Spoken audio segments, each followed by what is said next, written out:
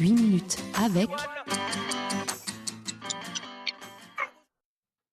Et bonsoir Barbara, bonsoir tout le monde.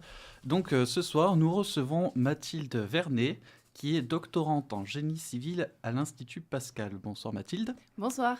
Et donc je vais dire l'intitulé de ta thèse. Il s'agit de prévention des risques de liquéfaction des sols, développement d'une technique de renforcement. Alors peut-être pour commencer doucement, étape par étape, on va d'abord expliquer ce que c'est que la liquéfaction des sols. Oui, alors la liquéfaction, c'est un phénomène géotechnique. En fait, quand un sol est soumis à une sollicitation dynamique, donc particulièrement les séismes, l'eau qui est à l'intérieur du sol n'a pas le temps de s'échapper. Et donc, si elle ne peut pas s'échapper, elle va monter en pression. Et le fait qu'elle monte en pression, ça va détruire l'arrangement granulaire du sol. Et ça a pour conséquence que le sol prend un aspect non plus solide, mais liquide, visqueux. Et c'est ce qu'on appelle la liquéfaction. D'accord. Et donc on parle de prévention des risques. Donc il s'agit d'un phénomène qui apparemment est dangereux. Pourquoi est-ce que c'est dangereux ? Alors, c'est dangereux. D'une part, on imagine que si vous avez un bâtiment ou un pont qui se retrouve sur un sol qui liquéfie, quand le sol liquéfie, il perd vraiment toute sa résistance. Donc, ça veut dire que toutes les structures qui sont au-dessus et qui sont portées par le sol s'effondrent. Donc, ça, c'est le premier risque. Et pourquoi c'est particulièrement dangereux, c'est que c'est un phénomène qui intervient très rapidement, on ne peut pas trop l'anticiper, et qu'une fois que l'instabilité est déclenchée, le phénomène arrive très rapidement, et en fait, en général, on n'a pas du tout le temps d'anticiper, quoi. D'accord. Donc l'idée ici, c'est, si j'ai bien compris, donc il y a développement d'une technique de renforcement. Mais pour revenir sur l'idée de départ, tu parles dans ta thèse donc de terrain saturé et de terrain non saturé. Est-ce qu'on peut juste évoquer cela d'abord ? Ouais, alors en fait, il faut imaginer qu'un sol, c'est un ensemble de grains. Quand vous regardez le sable, par exemple, c'est des grains qui sont séparés entre eux par des vides. Et quand un sol est dit saturé, ça veut dire que tous ces vides, ils sont remplis que d'eau. Et dans les normes, en génie civil, on utilise des normes pour dimensionner. En fait, on considère ce risque de liquéfaction que si le sol est complètement saturé. Donc, tout ce qui est non saturé, ça veut dire dès lors qu'on a de l'air et de l'eau dans les vides du sol, on ne prend pas en compte ce risque de liquéfaction. Et le problème, c'est qu'on s'est rendu compte que ça, c'était pas vrai. Et que même si le sol n'est pas saturé, eh bien, il existait ce risque de liquéfaction. Donc, en fait, aujourd'hui, les normes, elles sont plus tout à fait adaptées aux avancées scientifiques qui ont été faites. Et donc, c'est là où moi j'interviens, c'est qu'il faut étudier c'est quoi l'influence du degré de saturation du sol sur le risque de liquéfaction. D'accord. Et donc pour cela, tu vas t'y prendre comment ?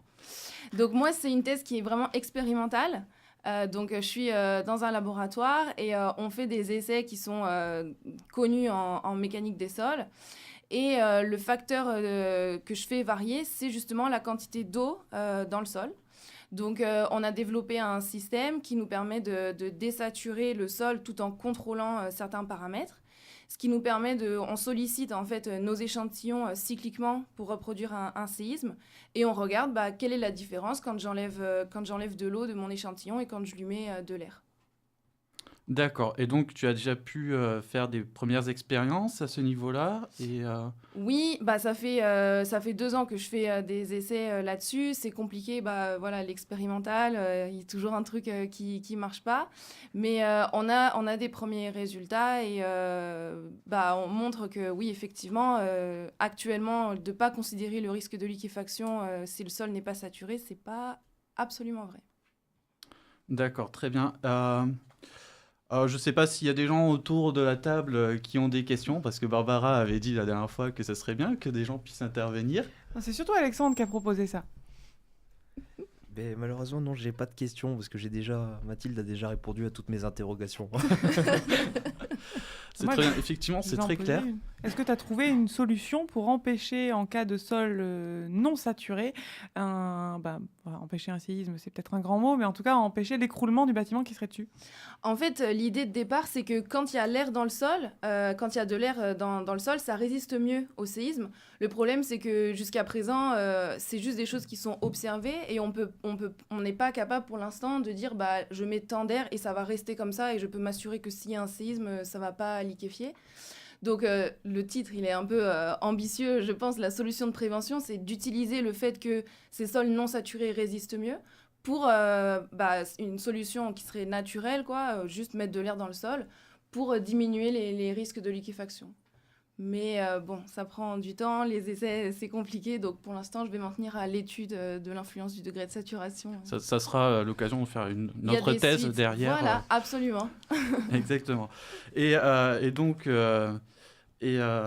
donc pour la suite, après la thèse, qu'est-ce que tu as prévu de faire? Est-ce que tu as déjà des projets, des orientations? Parce que je suppose qu'une thèse en génie civil, il n'y a pas que le parcours académique derrière qui est envisageable. Donc, est-ce que tu as déjà... Moi, dans l'idée, je voudrais rester dans l'académique. Après, vous le savez, hein, c'est pas toujours hyper simple, surtout en ce moment.